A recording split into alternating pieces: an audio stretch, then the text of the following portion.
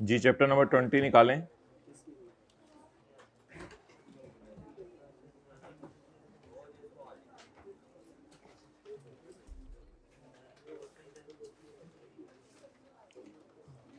Page number 578।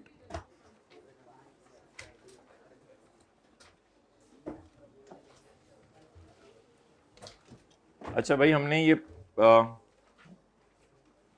करते हैं मिसाल के तौर पे वर्किंग नंबर 3। तो वर्किंग नंबर 3 में टैक्सेबल सेल, जीरो और exempt.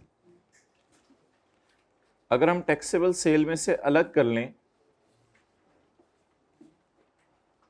Cell to unregistered distributor, इसका मतलब है फिर ये 4 कॉलम बन जाएंगे, 4 रोज बन जाएंगी हमारी। यानी इनपुट हमें जो है वो 3 सेल पे पोर्शन नहीं करना पड़ेगा, इनपुट हमें कितनी सेल पे पोर्शन करना पड़ेगा? 4 सेल पे पोर्शन करना पड़ेगा। अब जरा एक दफा बात गौर से सुन लीजिएगा।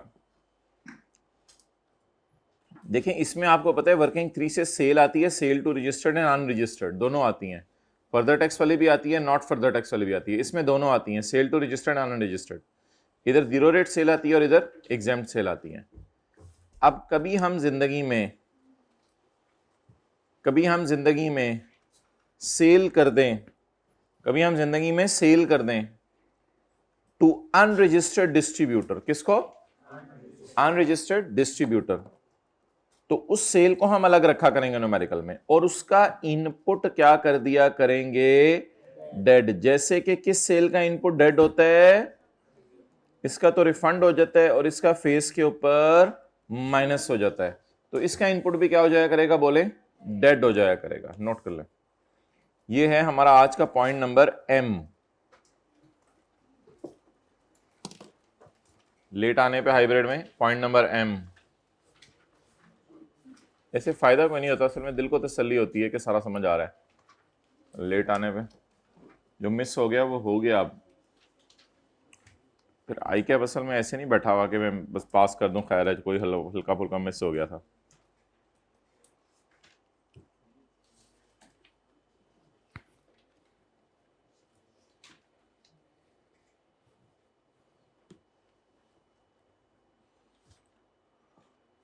चलें जी आगे।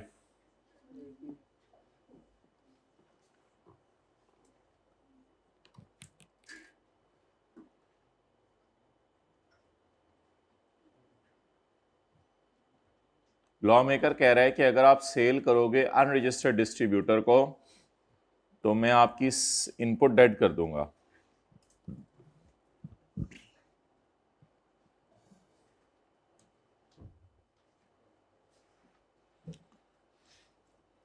ठीक है, okay.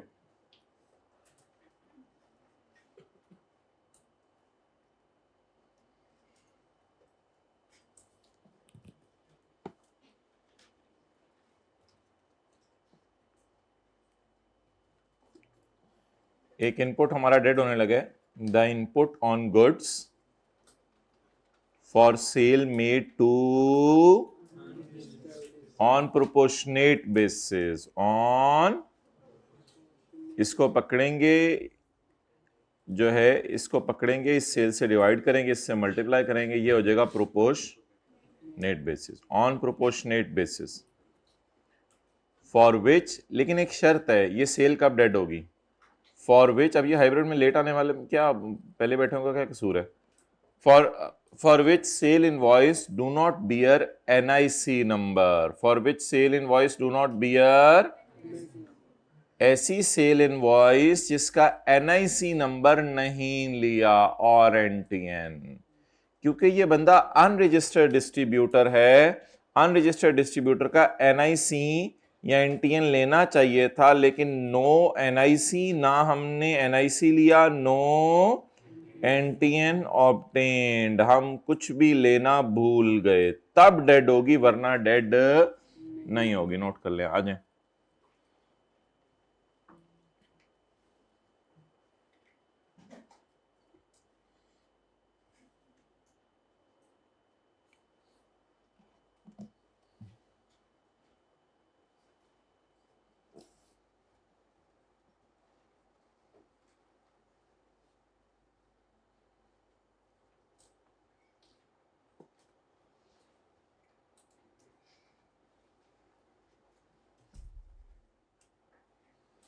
Okay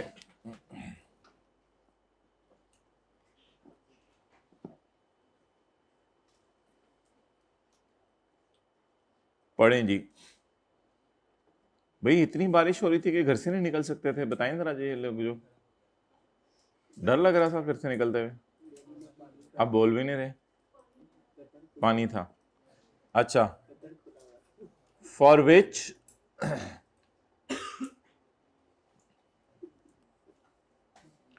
input on goods for sale made to on proposed for which sale invoice do not bear NIC or NTN of the buyer। अगर आप बायर का NIC या NTN लेना भूल जाए तो आपका इनपुट डेड हो जाएगा। ओके अगर एक रजिस्टर्ड बंदा टैक्सेबल और नॉन टैक्सेबल दोनों सेल कर रहा है तो वो माइनस कर सकते हैं सिर्फ उतना इनपुट जो टैक्सेबल सेल का है। ये तो जाहिर सी बात है। अगर एक रजिस्टर्ड बंदा टैक्सेबल सेल और एग्जेम्प्ट सेल दोनों कर रहा है तो वो इनपुट माइनस कर सकता है सिर्फ टैक्सेबल सेल का, एग्जेम्प्ट सेल का इनपुट माइनस नहीं कर सकता। ये तो हमें पता है। आ जाएं, दोबारा पढ़ें। अगर एक रजिस्टर्ड बंदा डील कर रहा है टैक्सेबल और नॉन टैक्सेबल सेल तो he can claim only such proportion of input at relate to, ये वर्किंग नंबर 2 की बात हो रही है। भाई ये वर्किंग नंबर 2 थी, हद होती है, आप लोग बोलती नहीं है जी। वैसे जहालत है ये बाब, ये क्या लोग हैं, किसने बताया ही नहीं, किसने वर्किंग 2 लिखा अपने रजिस्टर पर? तो इतनी अकल में मुझे भी बताना था। Okay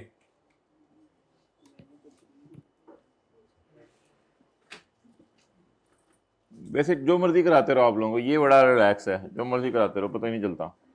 point number 3, only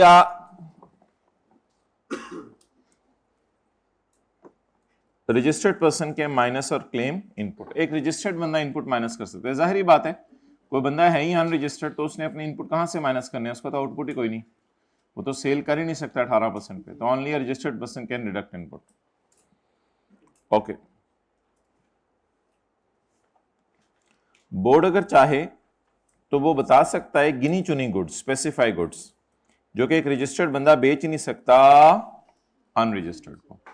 board अगर चाहे तो मना कर देगा कि एक रजिस्टर्ड बंदा दूसरे रजिस्टर्ड बंदे अनरजिस्टर्ड बंदे को चीजें बेच ही, हालांकि रजिस्टर्ड लोग अनरजिस्टर्ड को बेचते हैं, न्यूमेरिकल्स में बारात लगी होती है सेल टू अनरजिस्टर्ड की।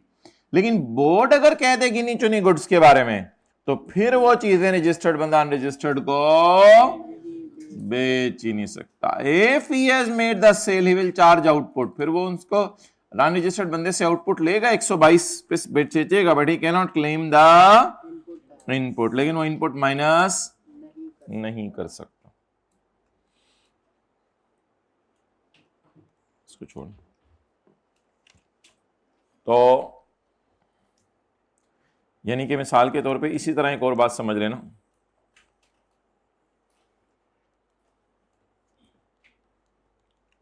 आपने एक टैक्सेबल सेल की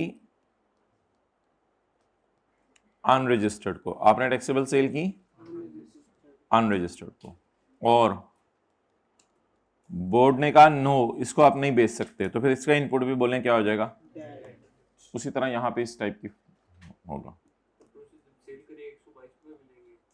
हाँ सेल करते हुए तो आप जाहिर बात है न्यूमेरिकल में 122 लगेंगे। इस सेल पे आपको पता है इस सेल के ऊपर आप 18% लगाएंगे दोनों पे, और एंड पे जाके 4% भी लगाएंगे जो अनरजिस्टर्ड की होगी, वो तो करेंगे सारा, लेकिन इसका इनपुट क्या हो जाएगा, डेड हो जाएगा।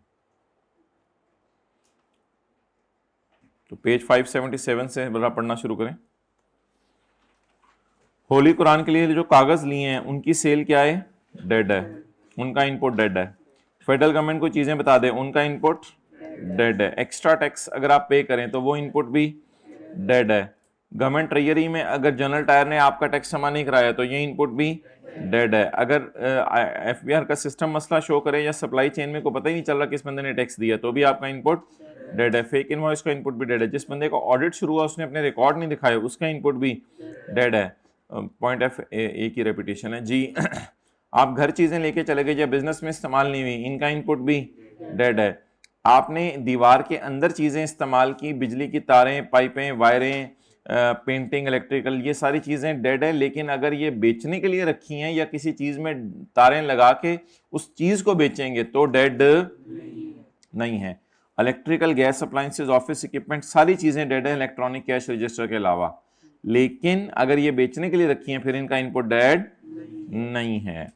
और ऐसी सर्विसेज जिसके ऊपर इनपुट टैक्स लगाने से प्रोविंशियल गवर्नमेंट ने मना कर दिया उनका इनपुट भी डेड है।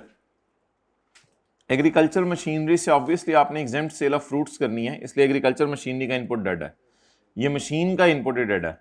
लेकिन ऑब्वियसली इस पे रिलैक्सेशन ये है कि आप 7% टैक्स देते हैं जब बाहर के मुल्क से मशीन मंगवाते हैं। और जो आप गुड्स खरीद ली आपने लेकिन जनरल टायर ने उनको अपनी रिटर्न में शो नहीं किया या उसका टैक्स हुकूमत के खजाने में आपसे लेके जमा नहीं करवाया, तो फिर ऐसी सूरत में इसका इनपुट भी क्या हो जाएगा, डेड हो जाएगा। और आपने इधर सेल की थी, सेल टू अनरजिस्टर्ड डिस्ट्रीब्यूटर, इसका इनपुट भी क्या हो जाएगा, डेड हो जाएगा।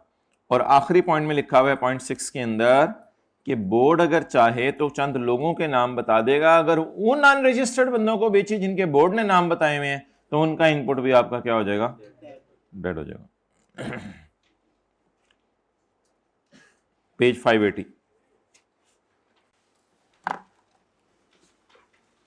इसकी भी वही हेडिंग है, टैक्स क्रेडिट नॉट अलाउड।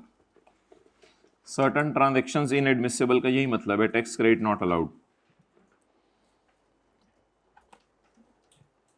अच्छा जी, नाउ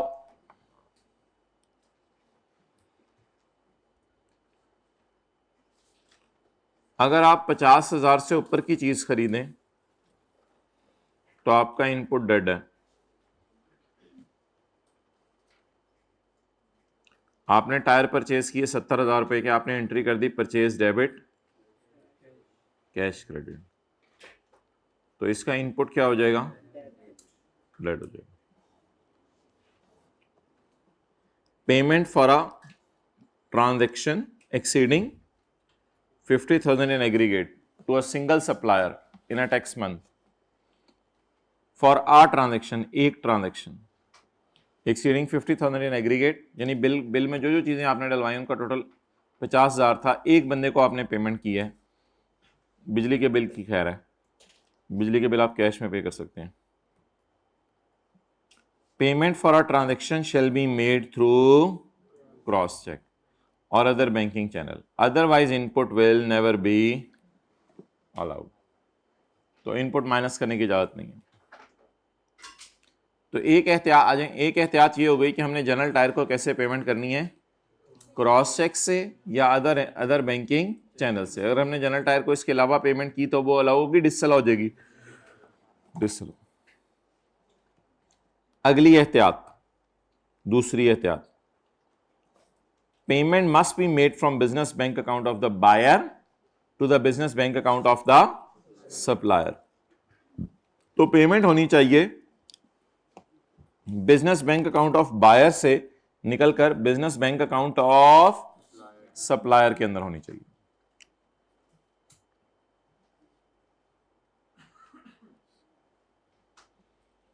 पेमेंट होनी चाहिए business bank account of buyer से निकल के business bank account of supplier, यानी किया कार्स वाले अगर टायर खरीदें तो जनरल टायर वालों के बिजनेस बैंक अकाउंट में पेमेंट होनी चाहिए, सप्लायर जनरल टायर। और bank account of buyer and supplier should be declared to both at the time of registration. और जब आप अपने आप को रजिस्टर कराया करें सेल्स टैक्स में तो अपने बैंक अकाउंट आपने बताने हैं ताकि पता चले आपके बैंक अकाउंट कौन से हैं। लेकिन अगर आपके बैंक अकाउंट बाद में चेंज हो जाए तो through change of particular subsequently आप बता दें। और अगर ऊपर वाली कंडीशंस फुलफिल नहीं होंगी तो buyer will not be entitled to claim input. Buyer को इनपुट माइनस करने की इजाजत नहीं है। ये बाद में पढ़ते हैं। पॉइंट 2, अगर आपने उधार के ऊपर चीज खरीदी है जनरल टायर से तो उधार की पेमेंट 180 दिनों में कर दें बिल के, ये आपको पढ़ाया जा चुका है। और अगर आप ऐसा नहीं करेंगे तो आपका इनपुट क्या हो जाएगा, डेड हो जाएगा। तो 3 एहतियातें भाई सुन लें पेमेंट करते हुए, 3 एहतियातें। पहली एहतियात, आपने पेमेंट 50,000 से ऊपर की हो तो क्रॉस चेक से या अदर बैंकिंग चैनल से करनी है। दूसरी एहतियात, आपने अपने बैंक अकाउंट से पेमेंट करनी है बिजनेस के, किया कार ने, और जनरल टायर के बिजनेस बैंक अकाउंट में पेमेंट करनी है। और तीसरी एहतियात ये करनी है कि आपने पेमेंट 180 दिनों में करनी है। अगर ये 3 एहतियातें आप करेंगे तो आपकी परचेज जेन्युइन समझी जाएगी, वरना डेड समझी जाएगी। जी बताएं दोबारा। पेमेंट आपने 50,000 से ऊपर हो तो क्रॉस चेक से या अदर बैंकिंग चैनल से करनी है। दूसरी एहतियात, अपने बिजनेस बैंक अकाउंट से पेमेंट करनी है, अगले के बिजनेस बैंक अकाउंट में पेमेंट करनी है, पर्सनल अकाउंट में पेमेंट नहीं हो सकती। तीसरी एहतियात, पेमेंट 180 दिन के अंदर करनी है। तो आपकी इनपुट क्या हो जाएगा, अलाउ हो जाएगा। सेल बाय टुआ किया, जिसको हम लेके जाते हैं वर्किंग 3 में, sale to registered and sale to unregistered, ये भी वर्किंग 3 में लेके जाते हैं। फिलहाल मैं बात कर रहा हूं sale by General Tyre to registered. Kia is registered and General Tyre is also registered, Kia is buyer. किन चीजों का एहतियात रखें, should make the payment through cross cheque and make payment in 180 days, और उनके बिजनेस बैंक अकाउंट के अंदर। ये 2-3 एहतियातें आपने करनी है तो आपकी परचेज डेड होगी। If any of the above condition is violated तो इनपुट डिसअलाउ हो जाएगा, किसको, किया को।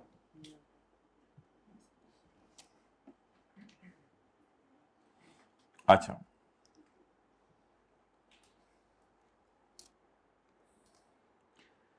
supplier cannot claim input on amount not received in bank account.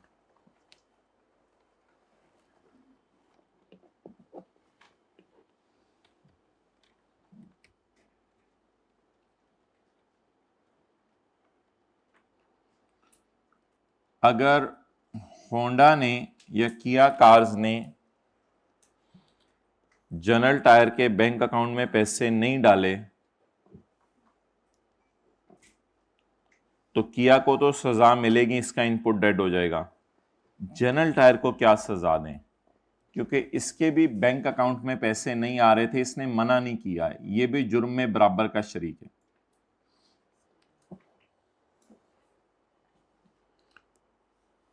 इसने पेमेंट चेक से भी की, इसने पेमेंट 180 दिन में के अंदर भी की, इसने पेमेंट अपने बैंक अकाउंट से भी की, लेकिन इसके पर्सनल बैंक अकाउंट में कर दी, बिजनेस के बैंक अकाउंट में नहीं की।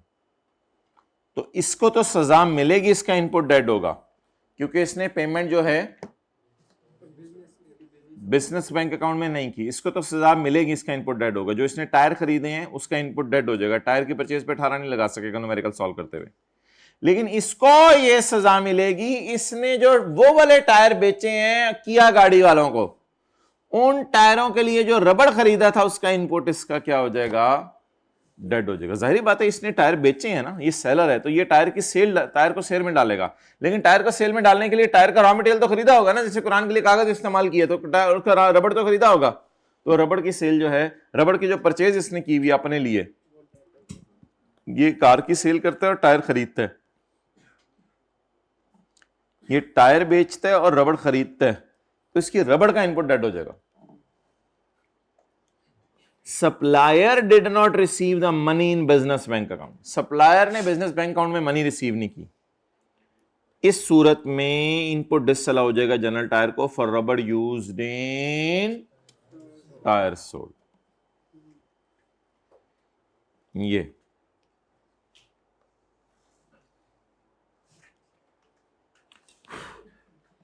ये वाली लाइन यहां समझाई है, फर्दर सप्लायर कैन नॉट।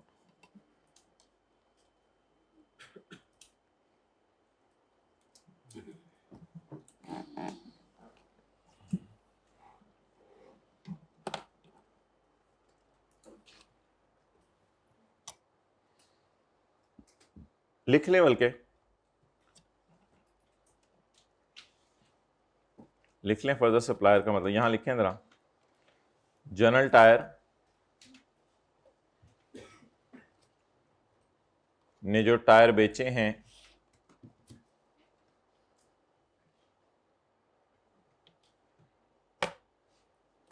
तो उसके लिए रबड़ खरीदी थी, वो परचेज डेड है।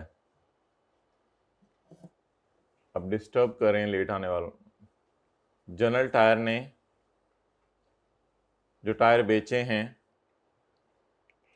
उसके लिए जो रबड़ खरीदी थी वो परचेज डेड है।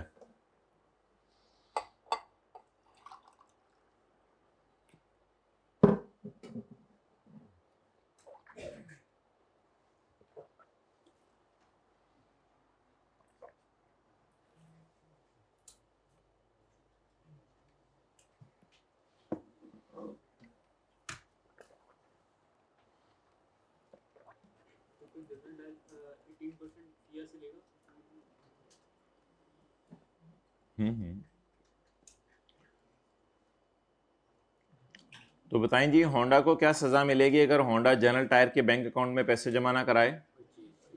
होंडा की परचेज डेट। और जनरल टायर को क्या सजा मिलेगी अगर उसके बैंक अकाउंट में पैसे नहीं आए? उसकी अपनी परचेज डेट जो उसने टायर बेचने के लिए परचेज की हुई है। ओके, अच्छा भाई, एक रिलैक्सेशन है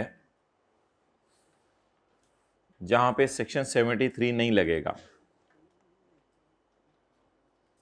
कहां नहीं लगेगा section 73? Sale by General Tyre to बुरा बच्चा।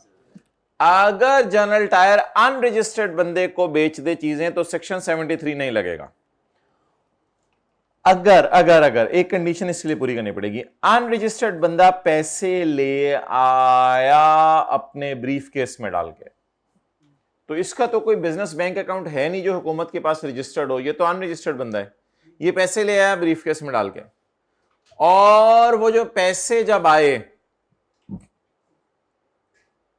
जनरल टायर के पास, उसने वो पैसे दराज में नहीं रखे, वो पैसे बैंक में जमा करवा दिए, यानी cash is deposited in bank. हालांकि ये बिल्कुल लॉ मेकर पसंद नहीं करता। लॉ मेकर कहता है कैश बैंक में जमा ना कराया करो, इसके बैंक अकाउंट से पैसे निकल के उसके बैंक अकाउंट में जाएं। लेकिन एक बहुत बड़ी relaxation they the, section 73 will not apply if sale is made by to section 73 is not applicable on registered person, on, ये तो रजिस्टर्ड है ना,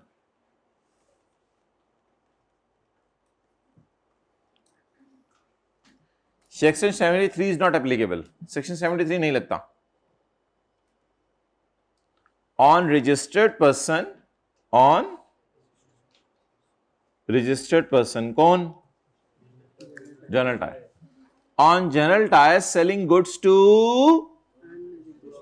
अब मिला के पढ़े, section 73 will on registered person selling goods to unregistered person.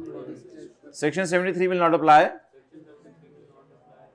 on registered person selling goods to unregistered person. However, इसके लिए एक काम कर ले, एक शर्त जरूर पूरी करे। The seller should deposit the cash in his bank account in his to claim input. Seller should deposit the cash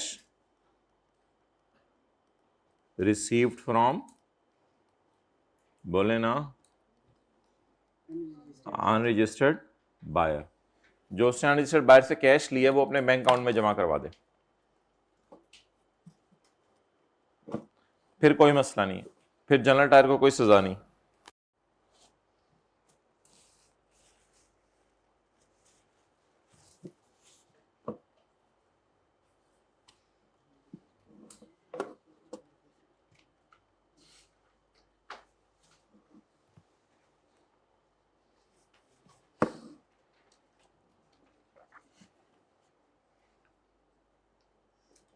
ये जी इसको हमने एक्सप्लेन किया हुआ है। ऊपर इसका नाम आपने क्या रखा हुआ है आपको पता है? ऊपर इसका नाम हमने रखा हुआ है नोट नंबर 1। इसका नाम ऊपर हमने क्या रखा हुआ है? Note number 1।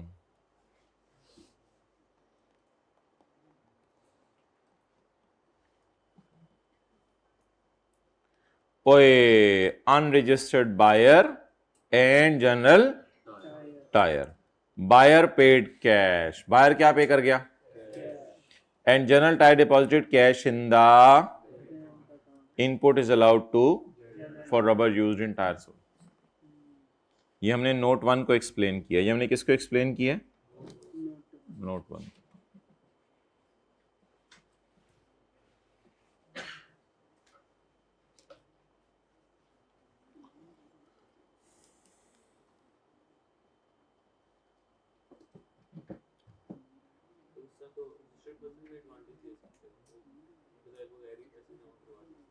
वो नहीं दे रहा। अच्छा जी,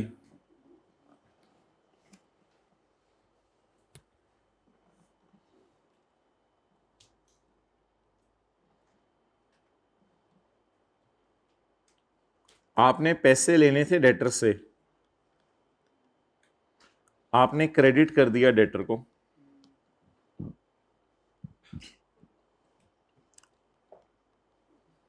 और आपको कैश लेना चाहिए 1,18,000 या बैंक में पैसे लेने चाहिए 1,18,000। अच्छा,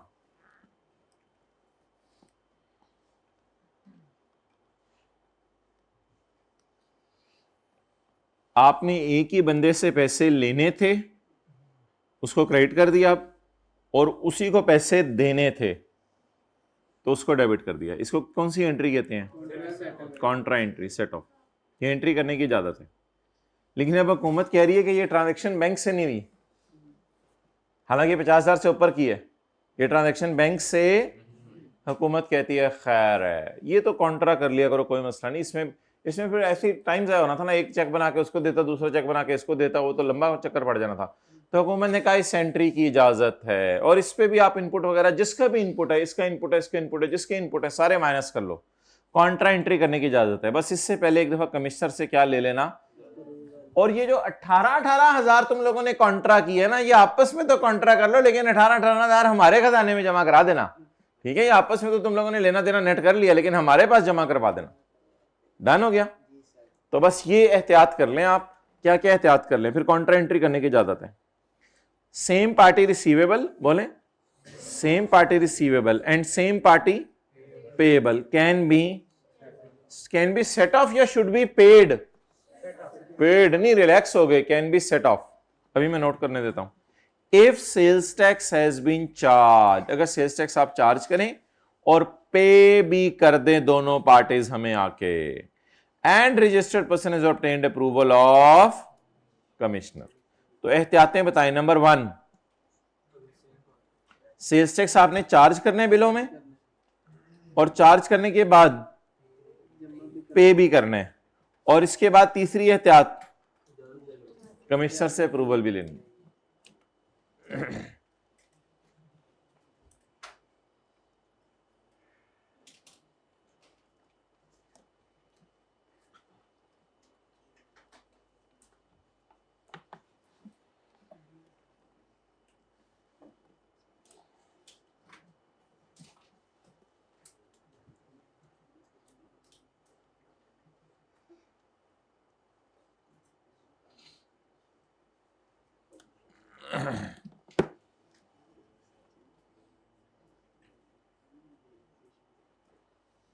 सेल्स टैक्स तो चार्ज हो गया ना, 18,000 सेल्स टैक्स भी चार्ज हो गया, और दोनों पार्टीज ने गवर्नमेंट को क्या करना है?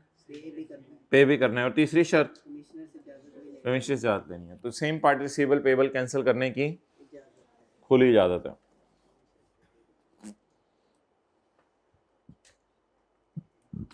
हदें क्रॉस करके बातें हो रही हैं। चलें आगे।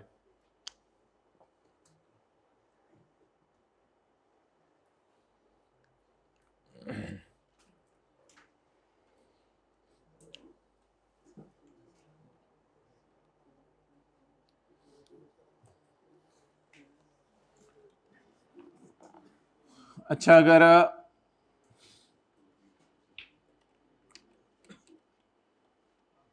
होंडा एटलस कार ने जनरल टायर को 1,18,000 दे दिया, और जनरल टायर ने 18,000 गवर्नमेंट के खजाने में जमा नहीं करवाया, तो किसको पकड़ना चाहिए?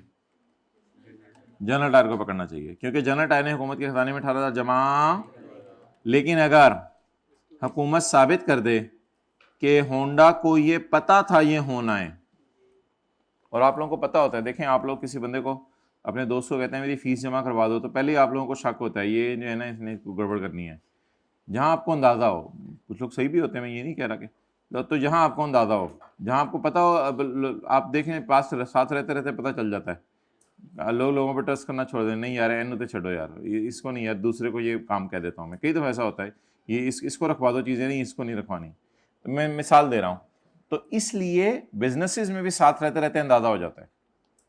तो अगर गवर्नमेंट ये साबित कर दे कि होंडा आपको इसकी हरकतों से पास्ट में पता चलता रहा है और फिर आपने ऐसी हरकत की है, तो आपको इसे टायर ही नहीं खरीदने चाहिए थे। अब ये ना कहो मैं आपको पकड़ने आ गया हूं। असूली तौर पे जनरल टायर को पकड़ना चाहिए हमें, क्योंकि होंडा ने जनरल टायर को 1,18,000 दे दिए हैं लेकिन हम होंडा को भी पकड़ सकते हैं। Where are registered person receiving a taxable supply. Registered person कौन? Honda. Receiving a taxable supply, क्या क्या रिसीव करे? टायर। भाई छोड़ना इसको। From another registered person, from another registered person, कौन? नोट करें।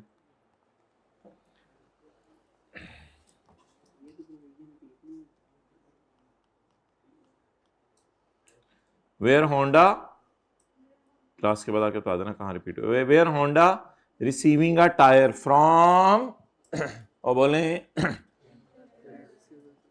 General tyre.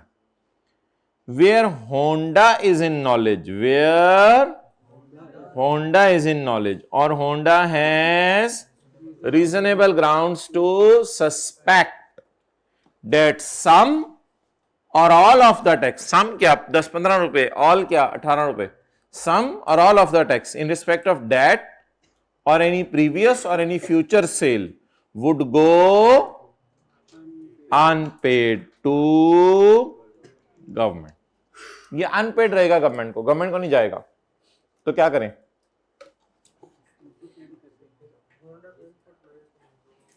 इसको जरा बाद में पढ़ लीजिएगा। Such person as well as person making sale, such person कौन? Honda. as well as person making sale shall be jointly and severally liable। ये दोनों इकट्ठे लायबल होंगे किस चीज के लिए? For unpaid tax.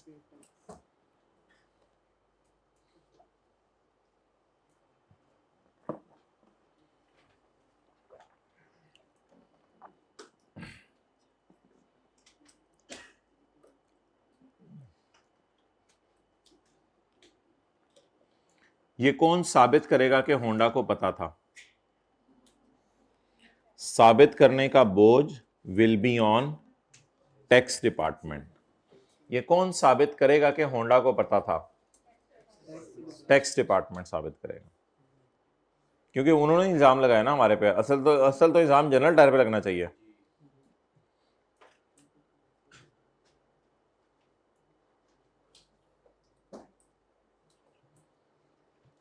बोर्ड अगर चाहे तो किसी भी ट्रांजैक्शन को इस सेक्शन के एम्बिट से बाहर निकाल सकता है। बोर्ड किसी को रिलैक्स कर सकता है, इस सेक्शन के दायरे से बाहर निकाल सकता है।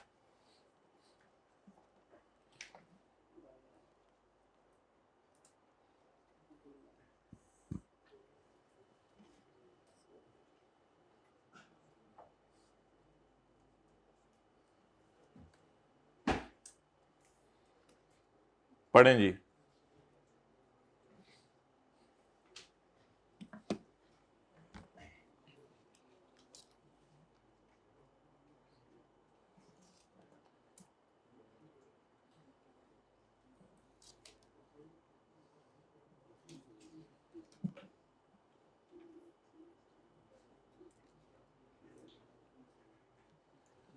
जब होंडा, देखिए ना, जब होंडा टायर रिसीव कर रहा हो जनरल टायर से और होंडा को ये पता हो या उसे ये शक हो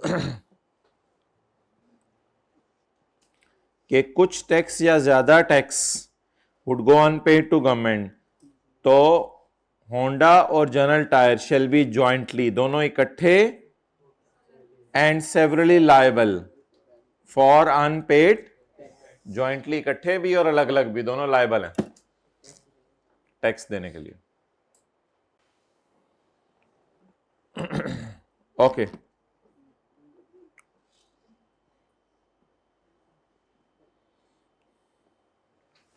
और मशहूर जमाना जो बात है, इनपुट को माइनस कितना किया जाएगा आउटपुट के 90% तक, ये तो पता ही है आपको।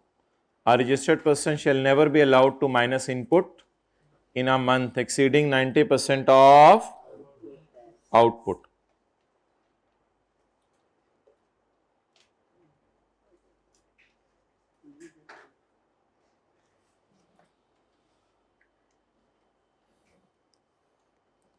बोलें दोबारा, एक रजिस्टर्ड बंदा shall never be allowed to minus input exceeding the, अच्छा जो माइनस नहीं हो सकता था उसे क्या करते थे, न्यूमेरिकल के एंड पे क्या नाम लिख देते थे, carry forward. Excess input shall be carried forward to the next tax month, इसको कहां कैरी फॉरवर्ड कर लें, अगले महीने, and shall be considered as input for that month, और उसको उसी महीने का इनपुट बना दें, फॉर दैट मंथ, उसको अगले महीने का इनपुट बना दें। दोबारा पढ़ें, जो इनपुट माइनस नहीं हो सकेगा उसको अगले महीने माइनस कर लें और उसको उसी महीने का इनपुट समझ लें। ब्रॉड फॉरवर्ड के नीचे लिखते, एक्चुअल के नीचे लिखते थे ना प्लस ब्रॉड फॉरवर्ड। बोर्ड में prescribe the procedure of refund, और चलते चलते चलते चलते अगर आप थक जाएं तो बोर्ड इसके रिफंड का तरीका बताएगा, वो मैं बताता हूं अभी। Input tax on fixed assets shall not be restricted to, ये दो ही चीजें हैं, मशीन और इलेक्ट्रॉनिक कैश, इन पे 90% की रिस्ट्रिक्शन नहीं है, आपको पता है ये हम पूरा माइनस करते हैं।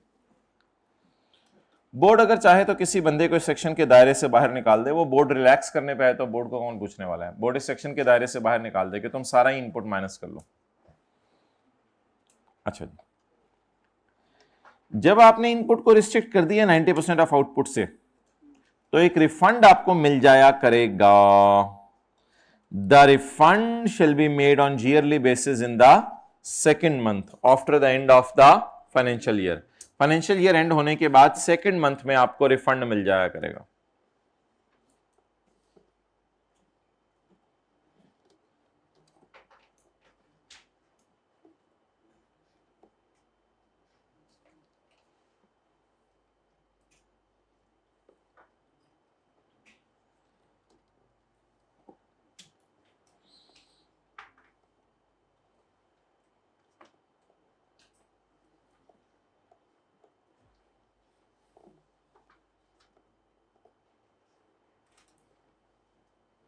जैसे भाई ये हमने न्यूमेरिकल सॉल्व किया था पेज 595 पर, एक मिनट इधर देखिएगा, पहले हमारा इनपुट कितना था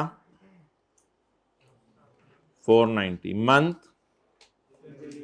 कितना माइनस किया लोअर होने की वजह से, कितना माइनस करना था, कितना माइनस किया, कितना फिर कभी 200, इस 215 का सलूक सुन लें, इसको कैरी फॉरवर्ड कर लें फेब के महीने में, नहीं माइनस हो तो कैरी फॉरवर्ड कर लें मार्च के महीने में, ना माइनस हो कैरी फॉरवर्ड कर लें अप्रैल में, फिर भी माइनस ना हो कैरी फॉरवर्ड कर लें मई में, फिर भी माइनस ना हो कैरी फॉरवर्ड कर लें, फिर भी माइनस ना हो तो फाइनेंशियल ईयर का एंड आ गया, बस आप कैरी फॉरवर्ड करना बंद कर दें।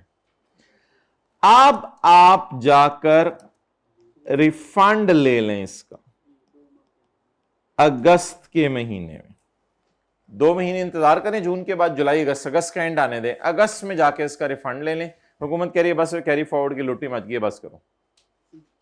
पेज नंबर, ये सेक्शन नंबर हम कौन सा पढ़े हैं 8B।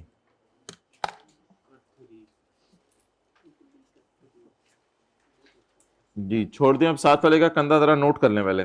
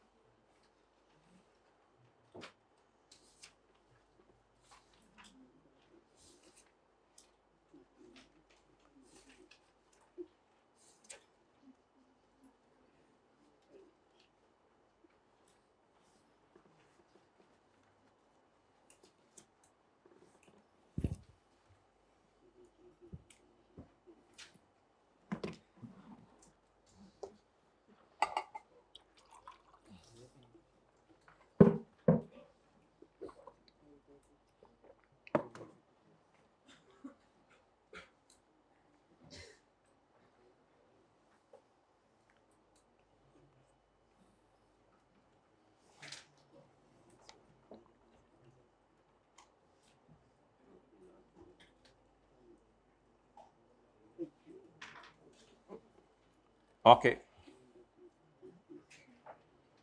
8B का 2 और 3 समझ लें।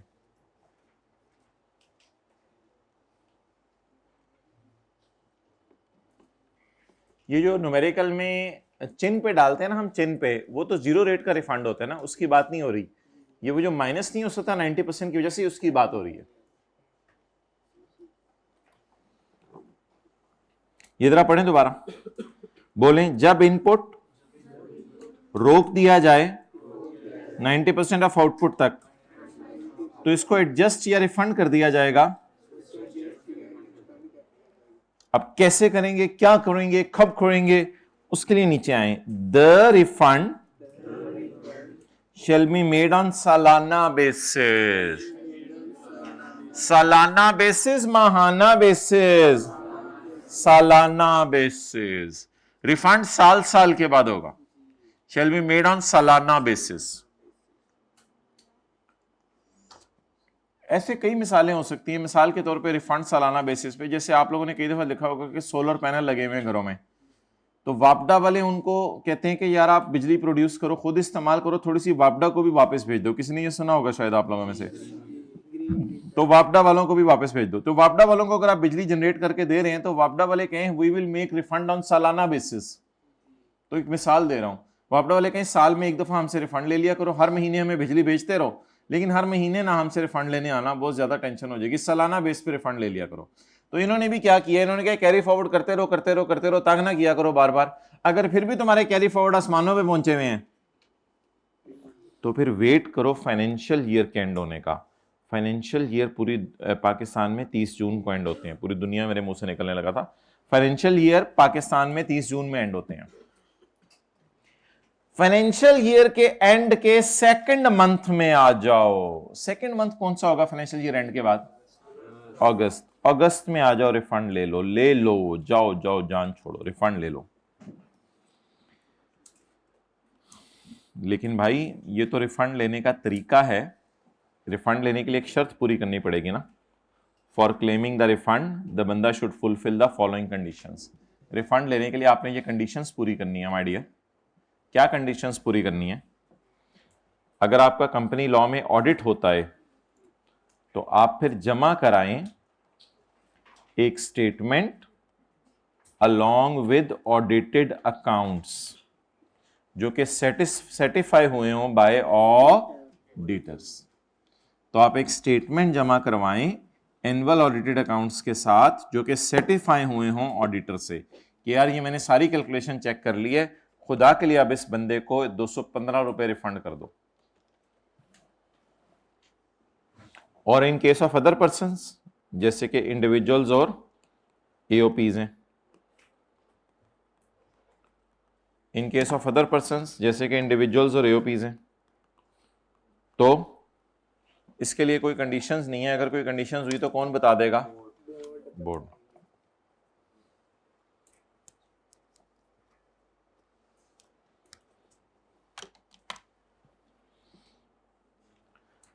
बोर्ड में prescribe other limit of input. Other limit क्या क्या पसंद करेंगे आप? 95% कर लें।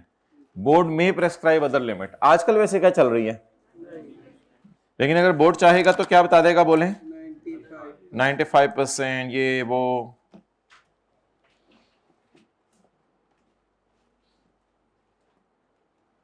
अच्छा जी,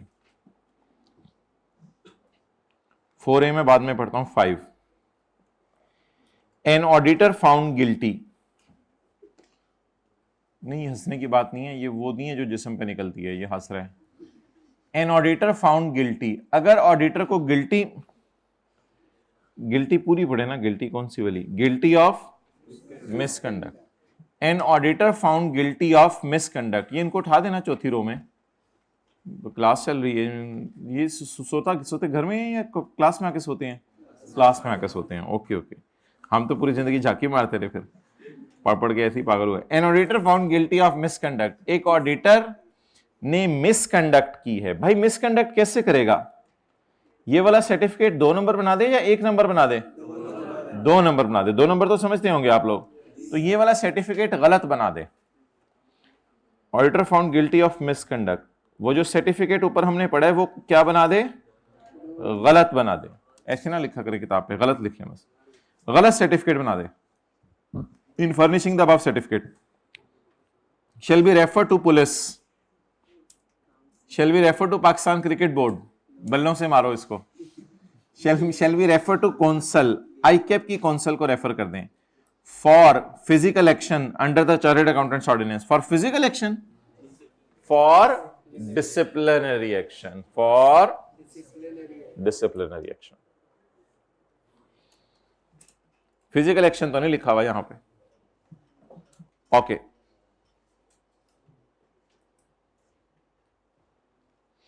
अच्छा भाई इधर देखें,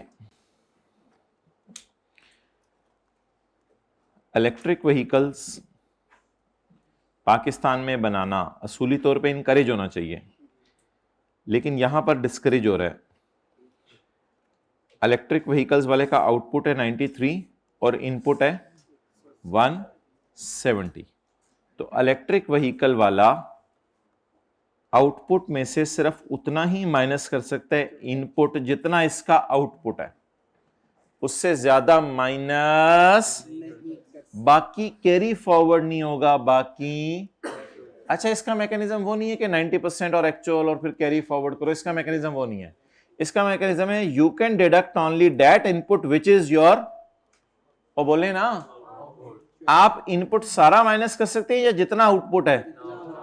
इसकी वजह यह थी कि लोग इलेक्ट्रिक व्हीकल्स बनाने के लिए रॉ मटेरियल बाहर से इंपोर्ट कर रहे थे, तो वो महंगा पड़ा था, तो हुकूमत ने डिस्करेज कर दिया इस बात को। हुकूमत ने कहा रॉ मटेरियल फिर पाकिस्तान में बनाएं, वरना तो फिर आप हमारी तरफ से चपेड़े ही हैं आपको कि आप बाहर से चीजें मंगवा के इलेक्ट्रिक व्हीकल बना दें। तो फिर आपने क्या कमाल किया?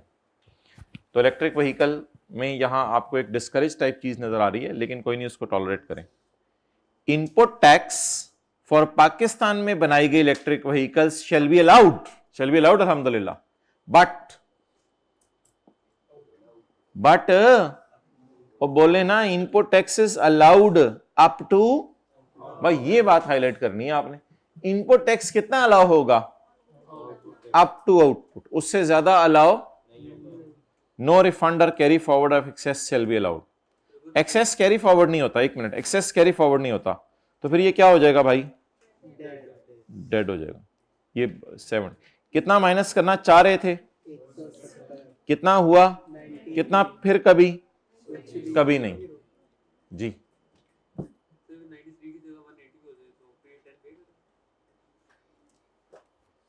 हाँ वो तो फिर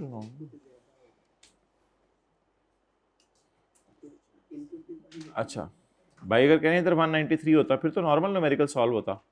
193 माइनस 170, फिर तो कोई मसला नहीं, बस फिर एक्चुअली माइनस होगा ना। 193 minus 1 up to output, output से ज्यादा नहीं, आउटपुट तक, ओके। अच्छा, जो बड़े रिटेलर है ना, बड़े रिटेलर जिन्होंने अपने आप को इंटीग्रेट नहीं करवाया हुआ FBR के साथ, तो उनका इनपुट रिड्यूस कर दिया जाएगा 60% सजा के तौर पे, यानी 60% इनपुट को तोड़ दिया जाएगा। 60% इनपुट को क्या कर दिया जाएगा? तोड़ दिया जाएगा। जरा आज इनपुट तोड़ने का तरीका देखें। जैसे वो नहीं होता था, गाड़ी 25 लाख से 75 लाख से ऊपर है, 80 लाख की है, तो 5 लाख को तोड़ दिया, गाड़ी 75 लाख की रहेगी। आउटपुट कितना है इसका? 70। इनपुट कितना रिड्यूस करना है? 60%। है कितना? 40 इंटू 40% भी कर सकते हैं, लेकिन इस तरह ना कीजिएगा। 40 इंटू 40%, तोड़ें इसको, 60% तोड़ें, रिड्यूस करें बाय 60%। करें जरा, रिड्यूस बाय 60%। 16। क्या जवाब आ गया? 54। तो बोले किसको क्या सजा दी जाएगी? टायर 1 रिटेलर, जो बड़ा रिटेलर है, उसने क्या जुल्म किया है? Does not integrate his retail outlet. किसके साथ? FBR के साथ। तो सजा क्या दी जाएगी? ठीक है जी। अब हमने जो है वो डेबिट क्रेडिट नोट तो छोड़ दें, ये हमने आगे पढ़ना है अगले चैप्टर में। अब एक छोटी सी बात पढ़ के हम क्लोज कर रहे हैं, फिर न्यूमेरिकल की तरफ आने लगे हैं। छोटी सी बात ये है मेरे भाई कि आप आए पेज नंबर वापस 595 पे। ये महीना कौन सा चल रहा है अभी? जुलाई। महीना कौन सा चल रहा है? जनवरी। जरा खुल खिला के, इसमें आपका चीन वाला रिफंड कितना है?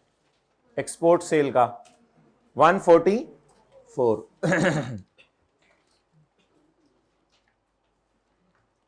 इसकी रिटर्न कब जमा करवाएंगे आप? जनवरी की 15 फरवरी तक। अगर मैं 13 फेब लिख दूं तो कोई मसला तो नहीं आपको?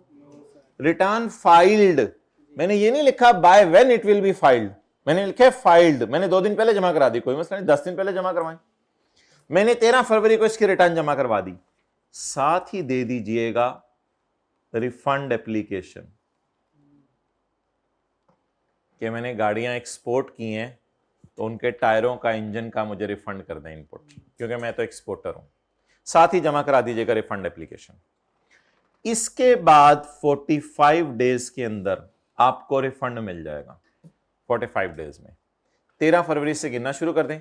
14, 15, 16, 17, 18, 19, 20, 21, 22, 23, 24, 25, 26, 27, 28, ये 15 दिन बन गए। उसके बाद लकीली ये 15 दिन बन गए। 14 से 28 फरवरी तक एग्जैक्ट 15 दिन बन गए।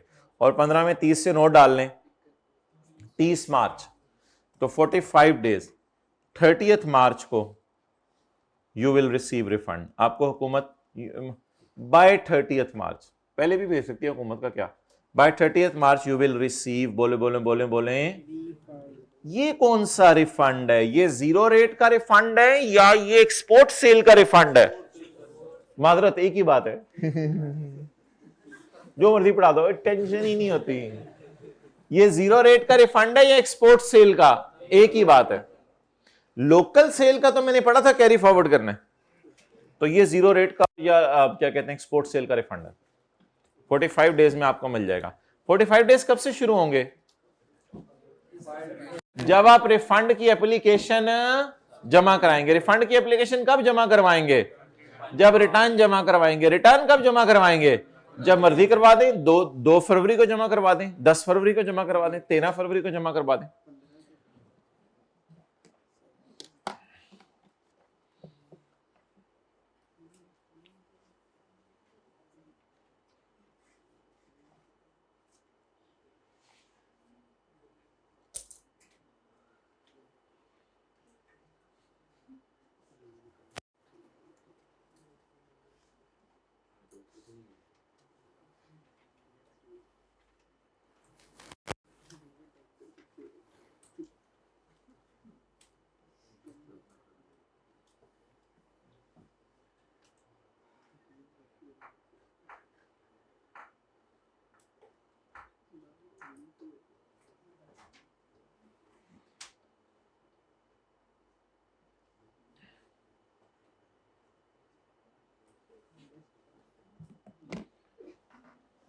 भाईजान, ओ भाईजान,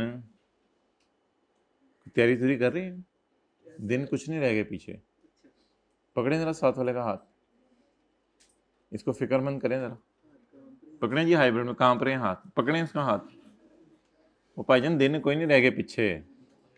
अगर अभी भी ये आपको मोबाइल पे इसके स्टेटस लग रहे होते हैं ना, ये हो रही धुन के अंदर है, क्योंकि 2-4 चीजें ढूंढ के बस स्टेटस लगाता है बंदा, पता नहीं पहले ढूंढता है फिर लगाता है और ही। ओके, जिस चीज के आप लास्ट सीन आ रहे हो ना, लास्ट सीन 2 जुलाई 2:30 PM, वो लोग होंगे फिर असल लास्ट सीन 22 जून, ये लोग हैं फिर ये। ओके, अब माय डियर मुझे ये बताएं कि एक इनपुट वो होता था जो 90%, आपको पता है ना 2 अंग्रेजी की लाइनें नीचे आती हैं एंड पे, एक अंग्रेजी की लाइन रिफंडेबल ऑन 0 रेट आती है, एक थोड़ी सी ऊपर आती थी जिसका नाम हम रखते थे कैरी फॉरवर्ड इनपुट। तो वो वाला हर महीने कैरी फॉरवर्ड हुआ करेगा और अगस्त में क्या हो जाया करेगा, रिफंड। लेकिन जो 0 रेट सेल का है, जिसको मैं एक्सपोर्ट सेल भी कहता हूं, इसका इनपुट क्या होगा, इसका इनपुट ईयरली बेस पे रिफंड नहीं होगा, मंथली बेस पे रिफंड होगा। मंथली कैसे, इसके बाद फरवरी का न्यूमेरिकल आ जाएगा, फरवरी के न्यूमेरिकल में भी हम एक्सपोर्ट सेल करेंगे। फरवरी के न्यूमेरिकल के रिटर्न आप जमा कराएंगे 13 या 12 मार्च को मिसाल के तौर पे, उसके 45 दिन अलग पूरे होंगे, वो अप्रैल में जाके पूरे हो रहे होंगे। तो हर महीने, आपको समझ आ रही है बात, हर महीने आप रिटर्न जमा करवाएंगे, उसका रिफंड 45 दिन बाद, फिर अगली रिटर्न, फिर उसका रिफंड 45। तो महीने में, साल में कितने रिफंड आपको मिलेंगे, मेरे ख्याल से 12 दफा रिफंड मिलेगा। लेकिन ये किस सेल का होगा, 0 रेट सेल का, क्योंकि उसको इनकरेज करती है गवर्नमेंट, ये 0 रेट सेल करेगी। इसके लिए साल आपको वेट, इसके लिए आपने एप्लीकेशन जमा कराने में जल्दी करनी है, उसके 45 दिन में आपको रिफंड मिल जाएगा।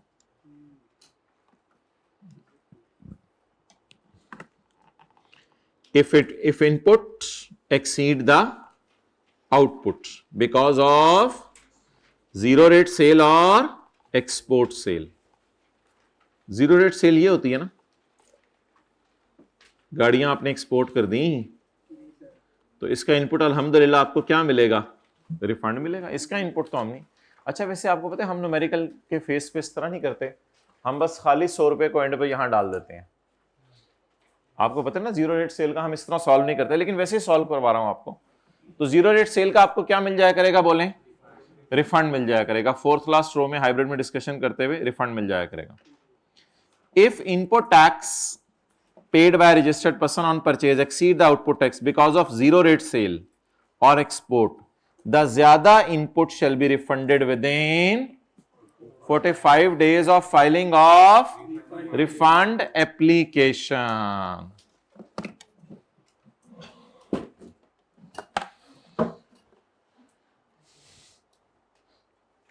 Okay?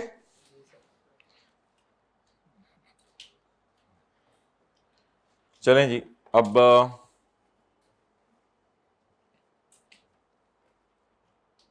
आई पेज नंबर 5। अच्छा, ये कल रिवाइज करेंगे एक दफा, ये सारा जो आज पढ़ा है ना कल रिवाइज करेंगे। चैप्टर नंबर 23 निकालें। थोड़ी प्रैक्टिस की आप लोगों ने घर जाके, घर वालों के सामने या अकेले बैठ के, किचन में जनरेटर के पास या कि कहाँ कहाँ, लाइब्रेरी में? कितने लोगों ने प्रैक्टिस की है घर में? कब करते हैं ऐसा, जब फॉर आ जाए, ठीक है। अम्मी के I am bringing toffee for, तो फिर आप ऐसे ऐसे कर देते हैं शुरू।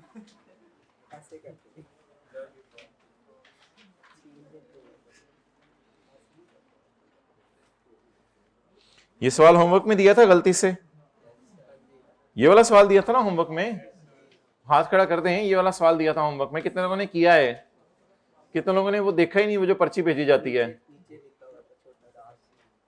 हद होती है, इट्स हाइट ऑफ एनीथिंग। कितने लोगों से पूरा सवाल हो गया था भाई? ये होमवर्क के सवाल में पेज 659 पे था, खुद बनाई हुई चीजें मैंने खुद ही यूज करनी शुरू कर दी हैं। इसको कहां डाला था, सेल में। इसको कहां डालना था, हमने सप्लाई की डेफिनेशन में पढ़ा था, putting to business use. Private तो होता है घर ले जाना, putting to business use, business में ही चीजें इस्तेमाल करना शुरू कर दी। टिश्यू पेपर के डब्बे बनाए और अपने बिजनेस में ही इस्तेमाल करना शुरू कर दिए। तो ये किसकी डेफिनेशन में फॉल कर रहा था, सप्लाई। और मैंने आपको बताया था फ्री रिप्लेसमेंट्स को इग्नोर किया करना है, ये थ्योरी का सवाल उससे डिस्कस हुआ था। अगर आप किसी को फ्री रिप्लेसमेंट में चीज भेजें तो इसको सेल में डालना है या इसको इग्नोर करना है, इसको इग्नोर करना है। बहरहाल अब आप दोबारा ट्राई करके आए जरा इस सवाल को, फिर कोई मसला हो तो कल डिस्कस करते हैं। ये दो चीजें मैंने बता दी हैं।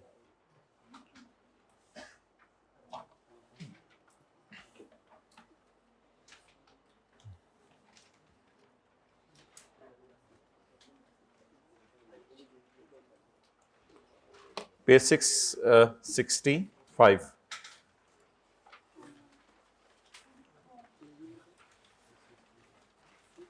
Abid Khan is registered for sales tax purposes and is engaged in the manufacturing of electrical appliances in the Multan.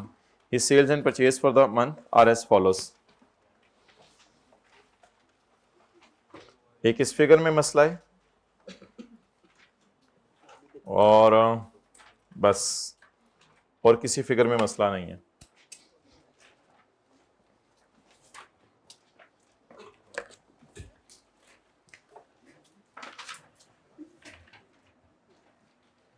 जी भाई, taxable sale, no further tax,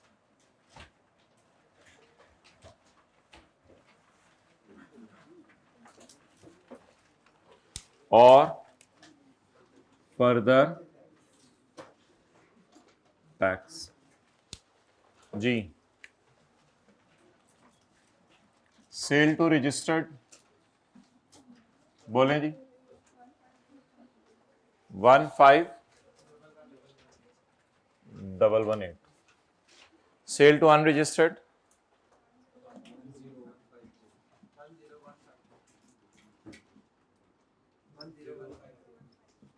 10150। Export cell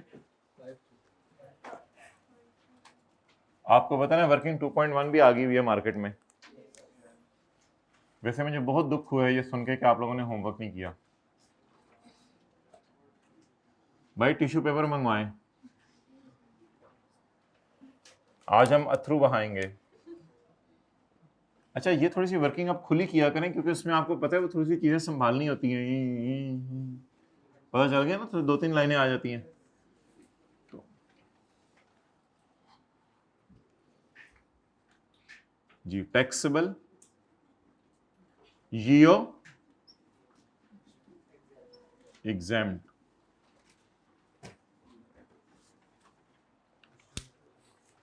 बेटा हमने कभी होमवर्क नहीं किया था जिंदगी में। बेटा तुम क्यों होमवर्क करते हो?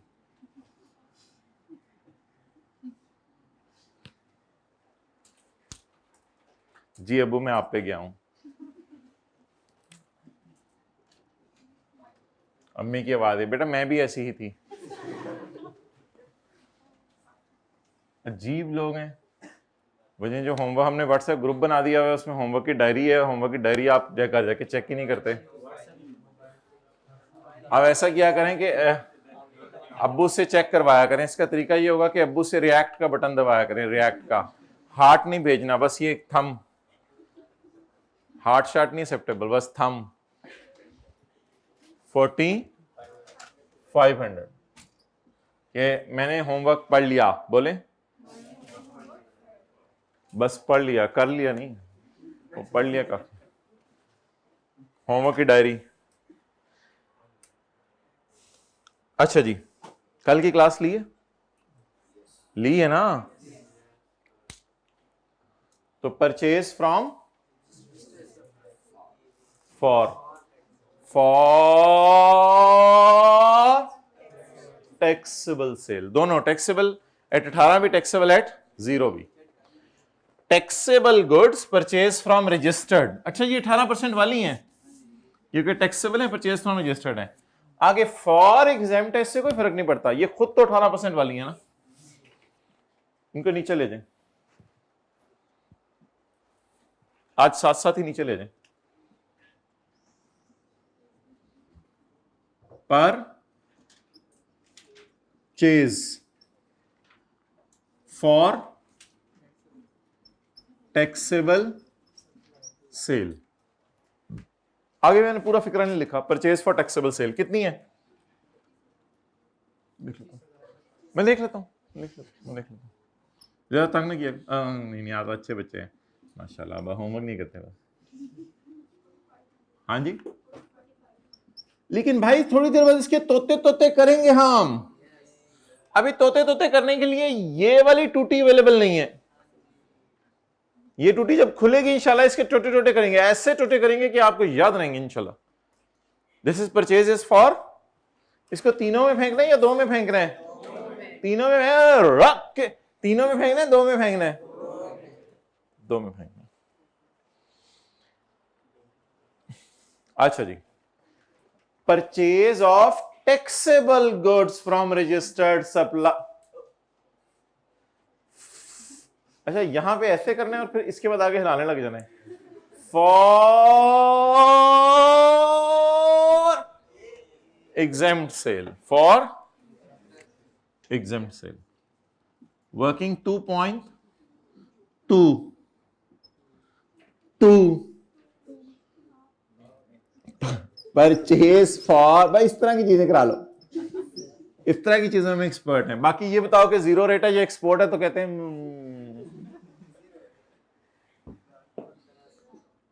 1500 ज़रब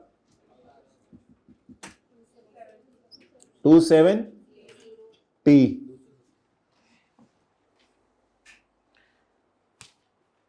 कल का दिन बिस्किट नहीं खाए, कल का दिन कोई जंक फूड नहीं खाया, माशाल्लाह। आज हाइब्रिड में भी हाथ खड़े हो रहे हैं। आहिस्ता आहिस्ता आप छोड़ना शुरू कर दें। ये बैग से कहीं बादाम निकल रहे हों, कहीं सेब निकल रहे हों, कहीं आड़ू निकल रहे हों,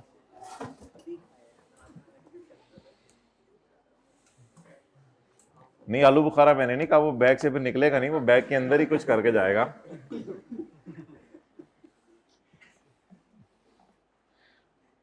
अच्छा जी, वो कह रहे चौंसा निकल रहा हो, अनवर टोर निकल रहा हो बैग से, दुसैरी निकल रहा हो, लंगड़ा निकल रहा हो बैग, हद होगी भाई। सीए करें आप लोग।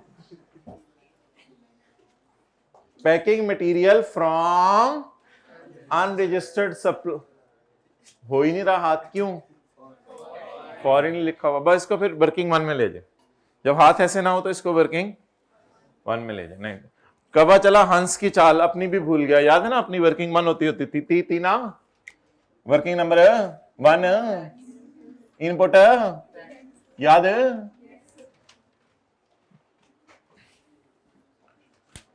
अच्छा भाई ये किससे खरीदा है? तो इस परचेज को डेड करेंगे। इसके साथ ना इनएडमिसिबल जरूर लिखा करें। Purchase of packing material inadmissible, जी बोले 90, लेकिन इधर क्या लिखना है? Dash. Okay guys, studying in home too much और लिटिल टू मच और too much little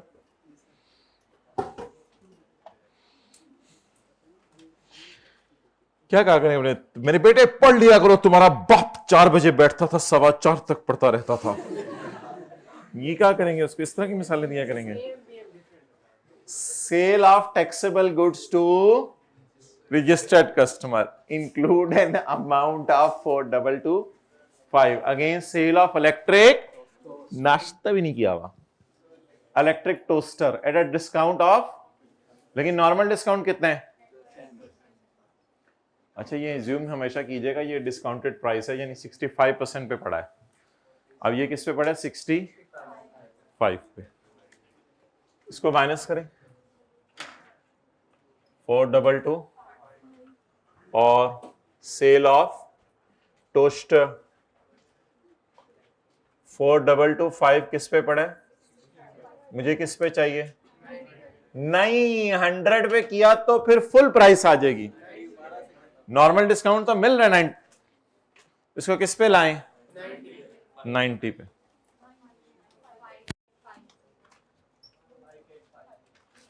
$5850। Okay guys चलें आगे।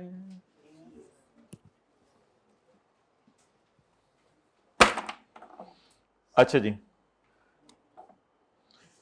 Good sold against which advance is received in June.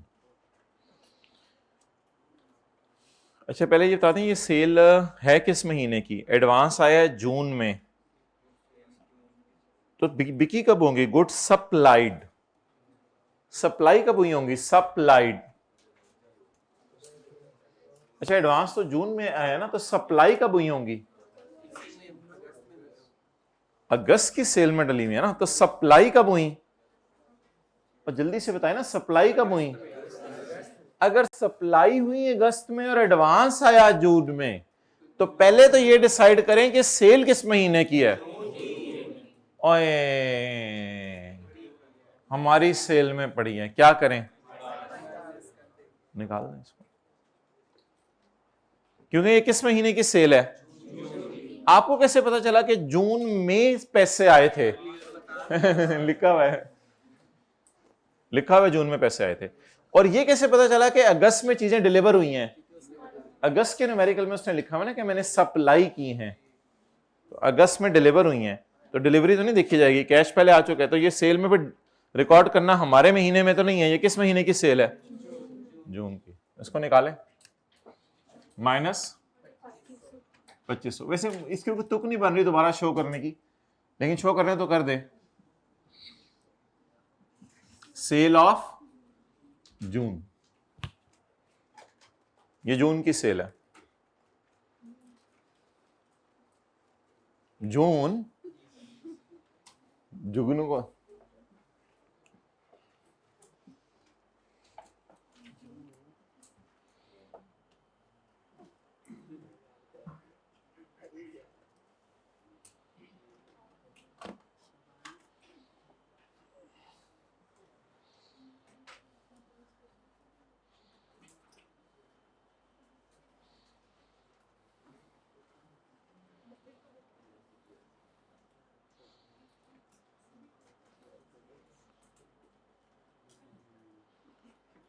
Okay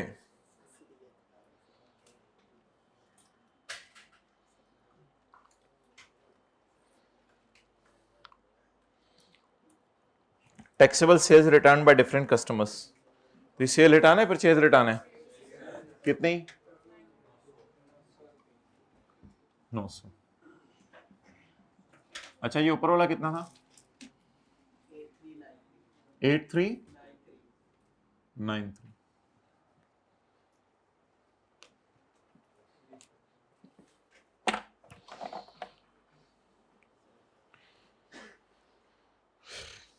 आगे जी, एक प्लांट है जो कॉस्ट करे 27 लाख रुपए का, ये अगस्त को यूज होना शुरू हुआ था। The plant is being used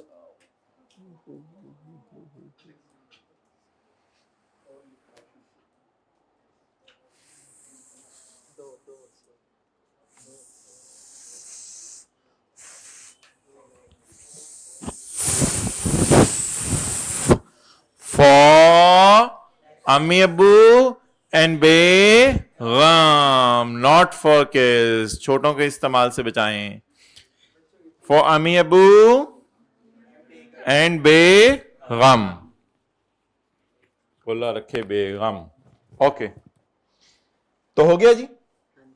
अब इसको करें, working number 2.3, working number 2.3, purchase of machine for, जो भी है प्लांट है मशीन एक ही बात है, फॉर टैक्सेबल सेल जी कितना? जरा 18%, 486। टैक्सेबल सेल से क्या मुराद हुआ करेगा? टैक्सेबल एट 18, टैक्सेबल एट 0 या दोनों? दोनों, नो नो नहीं दोनों, नो नो। अच्छा जी उधर ही रखो कैमरा। पॉइंट नंबर 4, ले आओ कैमरा। बिजली का बिल आया 26 लाख, इसमें सेल्स टैक्स पड़ा हुआ है 3.5 लाख। अच्छा अब चेक नहीं करना कैलकुलेटर पे कि ये 18% है या नहीं, अगर दे दे तो उठा लें, बस ये ना चेक करें 18% है या नहीं। बस ओ लेकिन बिल कैश में भी पे हो सकता है, अभी हम पढ़ के आए हैं, हमने क्या 50,000 से ऊपर की ट्रांजैक्शन चेक में पे होनी चाहिए एक्सेप्ट बिजली के बिल। बिजली के बिल तो इनकम टैक्स में भी कैश में पे हो सकते थे। जी बताएं जी, बिजली के बिल तो यहां डाले ना, आगे फॉर तो नहीं लिखा था। तो बिजली शायद तीनों जगह में इस्तेमाल हो रही हो, तीनों किस्म की सेल में, तो बिजली खैर है, बिजली तो बिजली है, आपको पता है। आ जाए तो लिख दें इधर 350।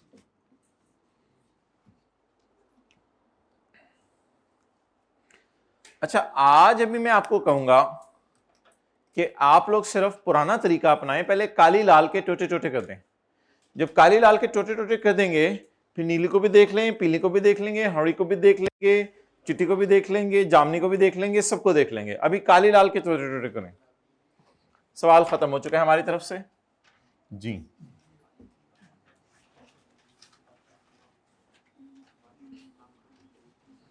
या अल्लाह इनको कैलकुलेटर इस्तेमाल करने की तौफीक दे दे या अल्लाह जी।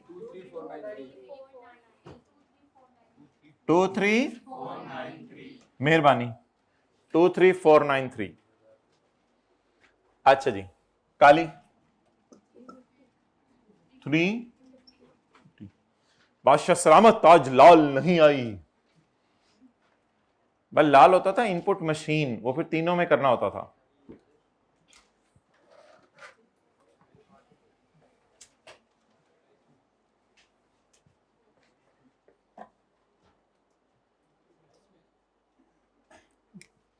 समझ नहीं आ रही मुझे, मार्कर और ठीक है डन जी। अब आप क्या करें, 23493 टोटल करें 32 और काली को बुलाएं, काली के तोते तोते करें।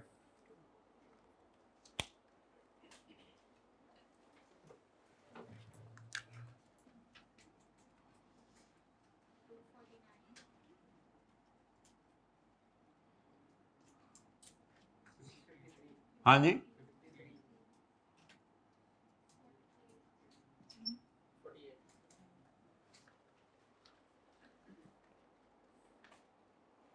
अच्छा अब लाल नहीं है, कोई ऐसा प्लांट नहीं है जो तीनों सेल में इस्तेमाल हुआ हो ना, तो लाल नहीं है, बस काली को बुला लिया, टोटे टोटे कर दिए।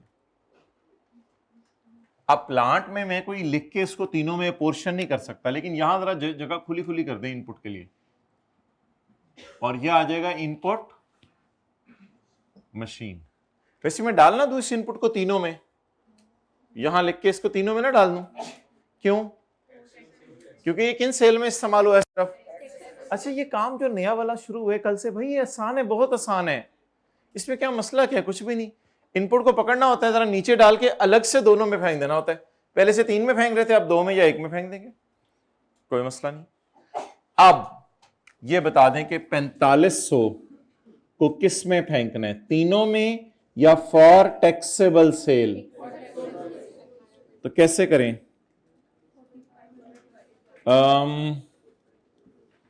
डिवाइडेड बाय 23493 जमा मल्टीप्लाइड बाय 23493 37। यार बाकी बैलेंसिंग ना निकाल लिया करें, ये इस तरह का लंबा सा फॉर्मूला बनाए, कल मैंने फॉर्मूला बनाया था, थोड़ी सी आज इजाजत दे दें मुझे, बाकी बैलेंसिंग ना निकाल लें। अगर लंबा सा फॉर्मूला बनाना है तो फिर डिवाइडेड बाय 23493 जमा 5000 मल्टीप्लाइड बाय, चलें बना लें लंबा सा फॉर्मूला, कोई नहीं, 23493 जमा 5000 जरब 79T। ये वर्किंग 2.1 खत्म होगी। अच्छा अब इसको पोस्ट भी कर दें, 3710 को कहां ले जाऊं? जमा 3710, ऐसे ही है ना, कल की क्लास ली थी ना, जमा 7, इनके टोटल्स नहीं करने नीचे, और दिस परचेज इज फॉर जमा। डज इट मेक सेंस कि इनके टोटल करके दोबारा पोर्शन करें? बस ऑलरेडी अपोर्शनड हैं, तो खुदा के लिए इनके टोटल ना किया करें नीचे। ये कितने लोगों को ये बात बहुत आसान लगी है कि नथिंग इट इज। जी जी, 8-10 ने हाथ खड़े कर दिए जी। इसमें क्या मसला है? इसमें क्या मुश्किल चीज है? हाँ जी, स्टार्ट कल की क्लास नहीं ली थी? ले ली थी, फिर क्या मसला? स्टार्ट 2 दिन हो गए हैं अब तो।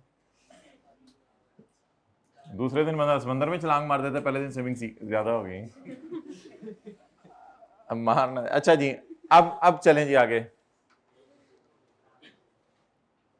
अब मशीन का क्या करें? मशीन का इधर तो बड़ी खुली जगह है, इधर तो हम मजे मजे से करेंगे। 2 3 डिवाइडेड बाय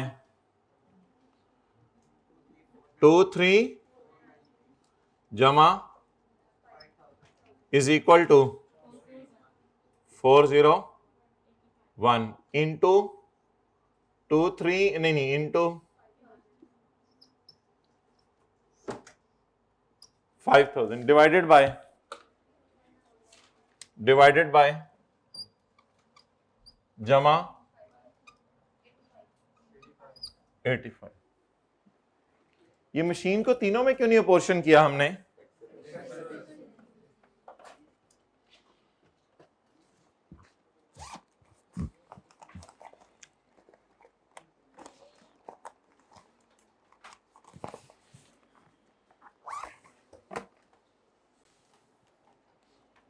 हो गया जी। चलें, आप बताएं इसको कहां लेके जाएं? 401 सारे जरा मुझे गाइड करें, कहां लेके जाएं? 401 और 85,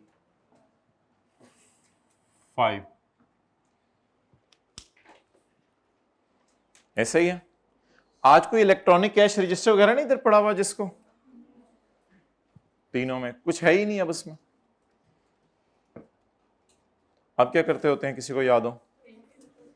नहीं फेस नहीं ना, इसका पहले जरा टोटल्स तो बना लें, इसके जरा टोटल्स तो बना लें। इस तरह तो नहीं टोटल करने के, सॉरी इस तरह तो नहीं रिपीट नहीं करना, ये इस तरह तो नहीं करने की जरूरत, तो टिंग टिंग कर दें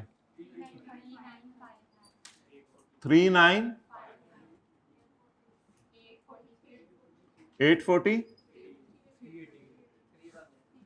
318 जी। कितना खूबसूरत बन गया, खराब सा सारा देखें।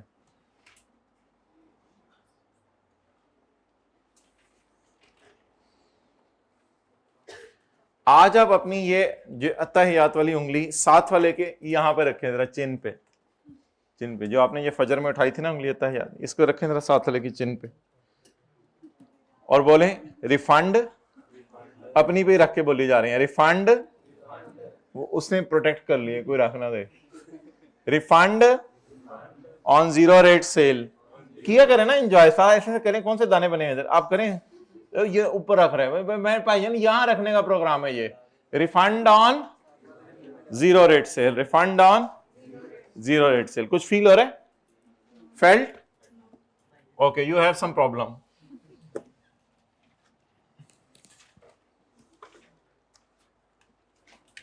रिफंड ऑन 0 रेट बोले 840 जमा 928। अब लाल पकड़ लें, सारी लाल, इसको शॉपर में डाल लें, डब्बे में। इसको टिक मारे,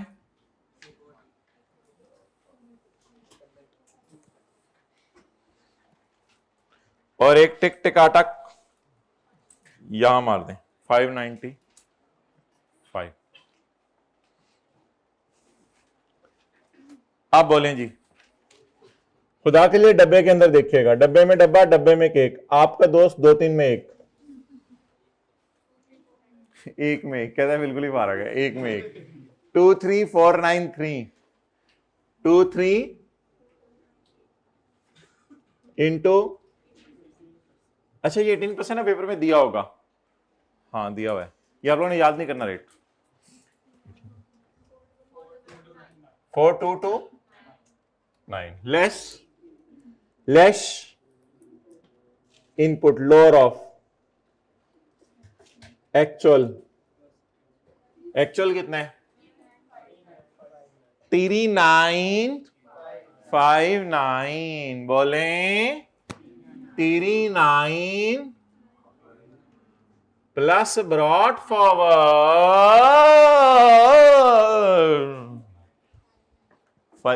चुप बोल, बातें कर, शर्म नहीं आती। मेरा कोई दोस्त क्लास में, मैं किससे बातें करूं, मैं जेलस हो रहा हूं। 595 कोई इधर है मेरा दोस्त, कोई उधर है, किधर में 4554 या 90% ऑफ। चलें ये है, थोड़ा थोड़ा आपको पता चलने लग गया 90% किसका लगाते हैं।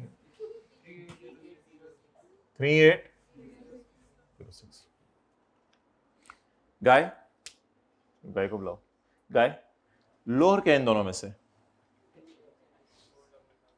इतना क्यों सोच रहा है। 38, अच्छा भाई इसके रिफंड का तरीका मैंने आपको बताया कि आप रिफंड एप्लीकेशन देंगे, 45 दिनों में आपको रिफंड मिलेगा। इसका रिफंड एप्लीकेशन देंगे, 45 दिनों में रिफंड मिलेगा।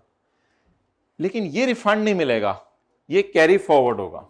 ये क्या होगा, कितना माइनस करने को दिल चाह रहा था 455, कितना माइनस हो गया, कितना अगले महीने, महीना कौन सा चल रहा है अगस्त, ना माइनस हो सका सितंबर, ना माइनस हो सका अक्टूबर, नवंबर, दिसंबर, जनवरी, फरवरी, मार्च, अप्रैल, मई, जून। फिर जून के बाद आप ऑडिट करवाएंगे अपना, अगर कंपनी है तो अगस्त में आपको रिफंड मिल जाएगा। ये तो बस कैरी फॉरवर्ड होता रहेगा। 423 आज हम देखने जा रहे हैं कि हमारा मशीन है या मशीना है, और मशीनी निकली। अगर होता 450 तो हम कहते ये तो मशीना बाजी आ गई पेपर में, हम नस गए। तो ये तो मशीनी है। अभी आज थ्योरी के सवाल में हम पढ़ के हैं कि मशीन का इनपुट 90% तक रिस्ट्रिक्ट नहीं किया जाता, मशीन और इलेक्ट्रॉनिक कैश रजिस्टर का। 22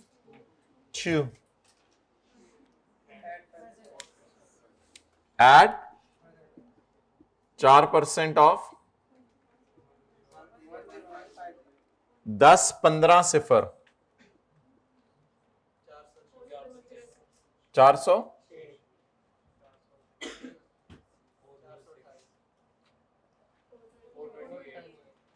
428 जी।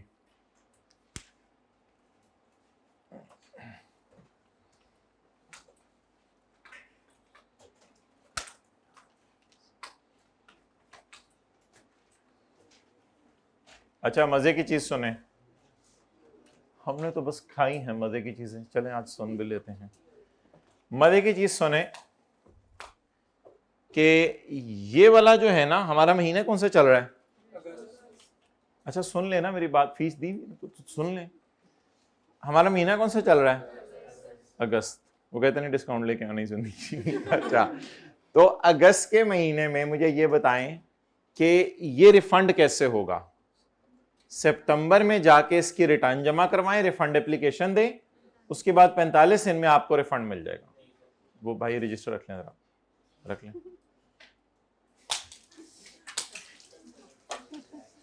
अच्छा, आप लोग इधर देखें। तो ये तो भाई करेंगे ना, आप भी बड़े हो गए, किसी गुस्सा एक बच्चे पे आ रहा होगा, बाकियों को तो, लेकिन कई दफा सबको ही रगड़ देते हैं गुस्सा एक छोटे में। अच्छा, तो आप मेरी बात को जवाब दें कि ये कैरी फॉरवर्ड होगा अगस्त वाला सितंबर में, फिर अक्टूबर, नवंबर, दिसंबर, जून तक कैरी फॉरवर्ड होगा, अगस्त में रिफंड मिलेगा। लेकिन ये वाला मुझे बताएं पेबल कब पे करना है, ये वाला पेबल कब पे, ये तो बात हुई नहीं आज, क्योंकि ये लेक्चर 1 में हुई थी। ये वाला पेबल कब पे करना है, ये तो अगस्त की रिटर्न आप सितंबर में जमा करवाएंगे ना, तो 15 सितंबर तक पे कर देंगे, इसका तो कोई टेंशन ही नहीं, ये तो हमने पढ़ा हुआ था। ये तो आज यहां पे लिखें आप, जो हमने पढ़ा है सेक्शन 8B पढ़ा है, और इसका सेक्शन हमने पढ़ा है 10।